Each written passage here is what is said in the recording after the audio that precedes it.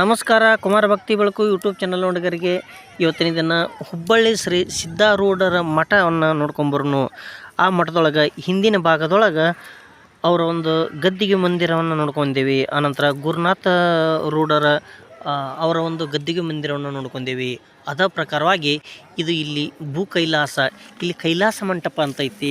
ಇದು ಭೂಮಿ ಮೇಲೆ ಇರುವಂಥ ಒಂದು ಕೈಲಾಸ ಅಂತಂದ್ರೆ ಭಾಳ ಒಂದು ವಿಶೇಷವಾದಂಥ ಸ್ಥಾನ ಒಂದು ಪುರಾಣದೊಳಗೆ ಬರ್ತೈತಿ, ಅದನ್ನು ಕೇಳಿರ್ಬೋದು. ಅಂಥ ಒಂದು ಕೈಲಾಸ ಮಂಟಪ ಇಲ್ಲಿ ಹುಬ್ಬಳ್ಳಿ ಸಿದ್ಧಾರೂಢರ ಮಠದೊಳಗೈತಿ ನೋಡ್ರಿ. ಇಲ್ಲಿ ಶ್ರೀ ಸಿದ್ಧಾರೂಢರವರು ಒಂದು ಮೂರ್ತಿಯನ್ನು ಇಲ್ಲಿ ಇಟ್ಟಾರ, ಇಲ್ಲಿ ನೋಡ್ಬೋದು. ಇದು ನೋಡ್ರಿ, ಈಗ ನಾವು ನೋಡಾಕತ್ತಿದ್ದು ನೋಡ್ರಿ, ಇದು ಹುಬ್ಬಳ್ಳಿ ಸಿದ್ಧಾರೂಢರ ಕೈಲಾಸ ಮಂಟಪ ನೋಡ್ರಿ. ಸಿದ್ಧಾರೂಢ ಸ್ವಾಮೀಜಿಯವರ ಒಂದು ಕೈಲಾಸ ಮಂಟಪವನ್ನು ನಾವು ಈಗ ನೋಡಾಕತ್ತೀವಿ ನೋಡ್ರಿ. ಇಲ್ಲಿ ಸಿದ್ಧಾರೂಢರ ಮೂರ್ತಿ ಮತ್ತು ಗುರುನಾಥ ರೂಢರ ಮೂರ್ತಿನೂ ಐತಿ ನೋಡ್ರಿ. ಈ ಒಂದು ಇದು ಭೂಮಿ ಮೇಲಿರುವ ಒಂದು ಕೈಲಾಸ ಅಂತೇಳಿ ಭಾಳ ಭಕ್ತರಲ್ಲಿ ವಿಶೇಷವಾದಂಥ ಒಂದು ನಂಬಿಕೆ ಐತಿ. ಇಲ್ಲಿಯೂ ಸಹ ಗುರುವಾಣಿಗಳದಾವೆ ನೋಡ್ರಿ. ಇವುಗಳನ್ನು ಓದಿದ್ರೆ ಎಷ್ಟೋ ನಮ್ಮ ಮನಸ್ಸಿಗೆ ನೆಮ್ಮದಿ, ಶಾಂತಿ ಸಿಗ್ತೈತಿ. ಅಂಥ ಒಂದು ಎಲ್ಲ ನಾಣ್ಣುಡಿಗಳನ್ನು ಓದಿ ಅಜ್ಜನ ಒಂದು ಜ್ಞಾನದೊಳಗೆ ಇಲ್ಲಿ ಕುತ್ಕೊಂಡ್ರೆ ನಮ್ಮ ಮನಸ್ಸಿಗೆ ಭಾಳ ವಿಶೇಷವಾದಂಥ ಒಂದು ಶಾಂತಿ, ನೆಮ್ಮದಿ ಸಿಗ್ತೈತಿ ನೋಡ್ರಿ. ಇಲ್ಲಿರುವಂಥ ಎಲ್ಲ ವಚನಗಳನ್ನು, ಇಲ್ಲಿರುವಂಥ ಎಲ್ಲ ಆಶೀರ್ವಚನಗಳನ್ನು ಒಂದು ಸಾರಿ ನೋಡೋಣ ನೋಡ್ರಿ. ಈ ಕೈಲಾಸ ಮಂಟಪ ಕೆಳ ಅಂತಸ್ತು ಮತ್ತು ಮೇಲಿನ ಅಂತಸ್ತು ಎರಡು ಥರ ಐತಿ ನೋಡ್ರಿ. ಇಲ್ಲಿ ನೀವು ಕಾಣಾಕತ್ತೀರಿ.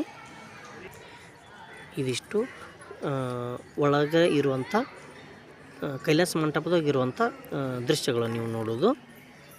ಇದು ಕೆಳಗಡೆ ಭಾಗದಾಗ ಅದ್ರ ಮೇಲೆ ಇಲ್ಲಿ ನೋಡ್ರಿ, ಇದು ಕಾಣೋದು ಮೇಲಿಂದು ನೋಡ್ರಿ. ಇಲ್ಲಿ ಸಿದ್ಧಾರೂಢರ ಅಜ್ಜರ ವಿಗ್ರಹಗಳದಾವೆ. ಆನಂತರ ಗುರುನಾಥ ರೂಢ ಅಜ್ಜರ ವಿಗ್ರಹಗಳೂ ಅದಾವೆ ನೋಡಿರಿ. ಇಲ್ಲಿಂದ ಹೊರಗಡೆ ಎಷ್ಟು ಬಯಲಾಗಿ ಕಾಣಿಸ್ತದಲ್ಲ, ಇದು ಇಷ್ಟು ಹಿಂಬಾಗಿ ಇಷ್ಟು ಎತ್ತರದಿಂದನೂ ಐತಿ ನೋಡ್ರಿ.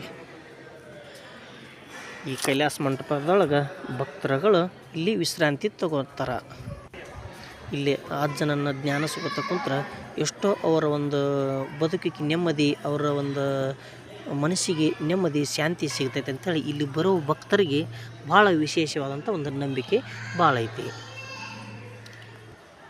ಇದರ ಪ್ರಕಾರ ಈ ಒಂದು ಕೈಲಾಸ ಮಂಟಪದೊಳಗೆ ಅಜ್ಜನವರ ಒಂದು ಇತಿಹಾಸ ಹೇಳುವಂಥ ಒಂದು ಇನ್ನೊಂದು ಚಿತ್ರವನ್ನು ಬಿಡಿಸ್ಯಾರ ನೋಡ್ರಿ. ಇಲ್ಲಿ ನೋಡ್ರಿ, ಈ ಸಿದ್ಧಾರೂಢ ಅಜ್ಜರ ಒಂದು ಅವರ ಒಂದು ಇತಿಹಾಸ ಅಂದರೆ ನಮ್ಮ ಭಾರತ ದೇಶ, ಅಖಂಡ ಭಾರತ ದೇಶ ಅಂದರೆ ಬರೀ ಈಗಿರುವ ಭಾರತ ಅಲ್ಲದ ಇದಕ್ಕಿಂತ ಮುಂಚೆ 1900 ಇರುವಂಥ ಆ ಭಾರತ ಅದಕ್ಕಿಂತ ಪೂರ್ವದಾಗಿ ಹೆಂಗಿತ್ತಪ್ಪ ಅಂತಂದ್ರೆ ಇಲ್ಲಿ ನೀವು ಭಾರತ ನಕ್ಷೆನ ನೀವು ನೋಡಾಕತ್ತಿರಲ್ಲ.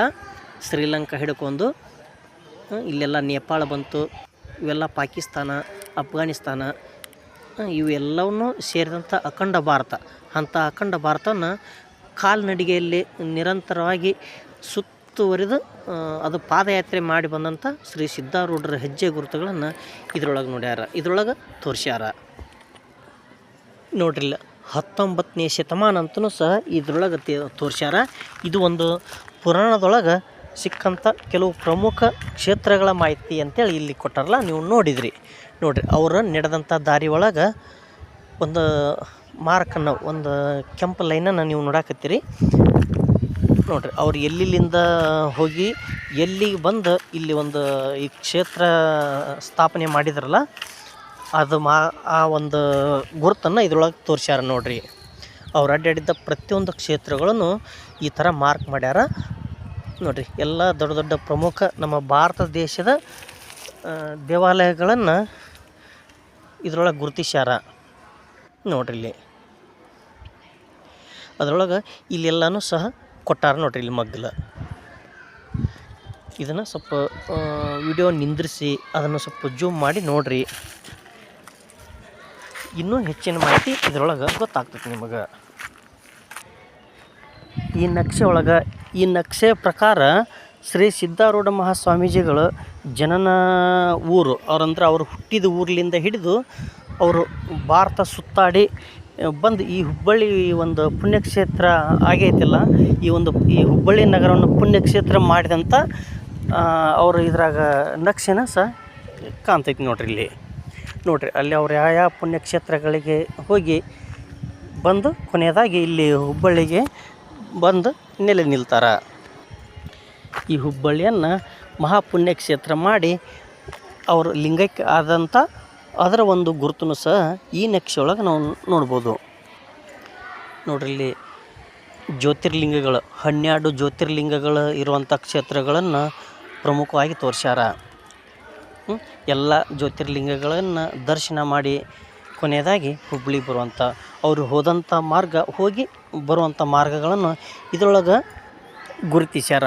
ಅದನ್ನು ಸೂಕ್ಷ್ಮವಾಗಿ ಗಮನಿಸಿ ಇದನ್ನು ತಿಳ್ಕೋರಿ, ಇದು ಪೂರ್ಣವಾಗಿ ಅರ್ಥ ಆಗುತ್ತೆ, ಕರೆಕ್ಟಾಗಿ ಈಸಿಯಾಗಿ ತಿಳಿಸ್ಯಾರ. ನೋಡ್ರಿ ನೋಡ್ರಿ ಎಲ್ಲವನ್ನು ಕ್ಲಿಯರ್ ಕಟ್ಟಾಗಿನೇ ಬಿಡಿಸಿ ತೋರಿಸ್ಯಾರ. ಇಲ್ಲೆಲ್ಲ ಮಾರ್ಕ್ ಮಾಡ್ಯಾರ ಎಲ್ಲ ಪುಣ್ಯಕ್ಷೇತ್ರಗಳನ್ನು ಕರೆಕ್ಟಾಗಿನೂ ಅದ್ರೊಳಗೆ ಗುರುತಿಸ್ಯಾರ.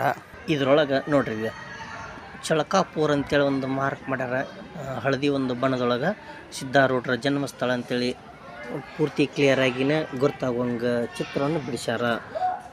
ಅವರು ಜನ್ಮ ತಾಳಿದ ಊರಿನ ಹೆಸರನ್ನು ಎಷ್ಟು ಈಸಿಯಾಗಿ ಸುಲಭವಾಗಿ ಗುರ್ತಾಗುವಂಗೆ ತಿಳಿಸ್ಯಾರ ನೋಡ್ರಿ. ಅಲ್ಲಿಂದ ಅವರು ಒಂದು ಪಯಣ ನಡೆದಿದ್ದ ಎಲ್ಲ ಥರನೂ ಇದ್ರಾಗ ಈ ರೀತಿ ಸುಲಭವಾಗಿ ಭಕ್ತರಿಗೆ ತಿಳಿಯೋಂಗೆ ಗುರುತಿಸ್ಯಾರ. ಇದನ್ನು ನೋಡ್ಕೊಂಡ್ರೆ ಇನ್ನೂ ಅಷ್ಟು ಅತಿ ಸುಲಭವಾಗಿ ಗೊತ್ತಾಗ್ತೈತಿ. ನೋಡ್ರಿ ಇಲ್ಲಿ ನೀವು ಕೈಲಾಸ ಮಂಟಪ ನೋಡಕತ್ತೀರಿ. ಇದು ಭೂ ಕೈಲಾಸ ಅಂದ್ರೆ ಭೂಮಿ ಮೇಲಿರುವಂಥ ಕೈಲಾಸ. ಕೈಲಾಸ ಅಂತಂದ್ರೆ ಒಂದು ಭಾಳ ಅತ್ಯುನ್ನತ ಸ್ಥಾನ ಆಗತ್ತೆ ಆತ್ಮಕ್ಕೆ ಅನ್ನುವಂಥ ಒಂದು ಪುರಾಣದೊಳಗೆ ನೋಡಿರ್ಬೋದು. ನೋಡ್ರಿ ಇಲ್ಲೊಂದು ರಂಗೋಲಿ ಥರ ಒಂದು ಚಕ್ರ ನೋಡ್ರಿ, ಇಲ್ಲೊಂದು ಚಿತ್ರ ಕಾಣಿಸ್ತೈತಲ್ಲ, ಇದು ನಿರ್ಗುಣ ಉಪಾಸನಾ ಚಕ್ರ ಅಂತೇಳಿ ಐತಿ. ಇದು ನೋಡ್ರಿ ಈ ಕಡೆಯಿಂದ ತೋರಿಸ್ತೀನಿ, ನಿಮ್ಗೆ ಕ್ಲಿಯರಾಗಿ ಇದ್ರ ಬಗ್ಗೆ ಅರ್ಥ ಆಗ್ತೈತಿ.